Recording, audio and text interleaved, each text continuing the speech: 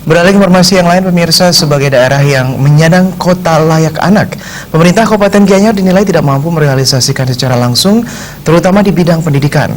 Hal ini terlihat dari kondisi salah satu sekolah, yaitu SD Negeri 6 Taro, yang minim memiliki akses jalan menuju sekolah. Dampaknya sekolah ini sangat minim mendapatkan siswa baru. Wakil Ketua DPRD Gianyar, Made Tongkok, sangat menyayangkan kondisi SD Negeri 6 Taro yang jauh dari kata layak, terutama menyangkut akses jalan menuju sekolah tersebut. Dampaknya sekolah tersebut minim mendapatkan siswa baru. Bahkan beberapa kali sekolah tersebut terancam regrouping, padahal sekolah tersebut menjadi satu-satunya sekolah terdekat yang bisa dijangkau anak-anak di desa Taro dan sekitarnya. Meski akses jalan yang tidak memadai, anak-anak tetap memilih sekolah tersebut. Terlebih penerapan sistem zonasi dalam penerimaan peserta didik baru menjadikan sekolah ini harus tetap dipertahankan. Pemerintah dalam hal ini Bupati Gianyar diharapkan tidak tinggal diam dan segera mencari solusinya, salah satunya memperbaiki akses jalan. Akses jalan dari Tebuana menuju Alas Pujung diharapkan segera dibangun untuk mempermudah orang mengakses SD Negeri 6 Taro. Tetapi kenyataannya jalan untuk menuju ke Tebuana dari Alas Pujung ini kan masih belum ada jalannya.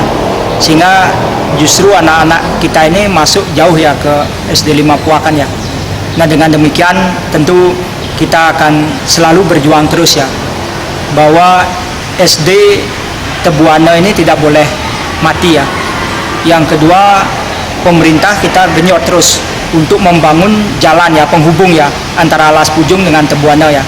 Dengan demikian maka sono terdekat daripada SD tersebut adalah Alas Pujung ya. Kalau ini bisa dibangun jalan penyeberangan yang terdekat ini, saya yakin termasuk kualitas daripada sumber daya manusia di pedesaan itu akan semakin meningkat ya. Karena sekarang kan sudah tidak boleh ada orang yang tidak sekolah ya. Tetapi karena jauh, bahkan tidak ada keluarga yang mengantar, ini tentu penyebab juga. Sesuai dengan undang-undang yang mewajibkan pendidikan dasar, pemerintah Kabupaten Gianyar semestinya harus segera mengambil tindakan nyata agar pemerataan di bidang pendidikan terwujud. Terima aja Bali TV.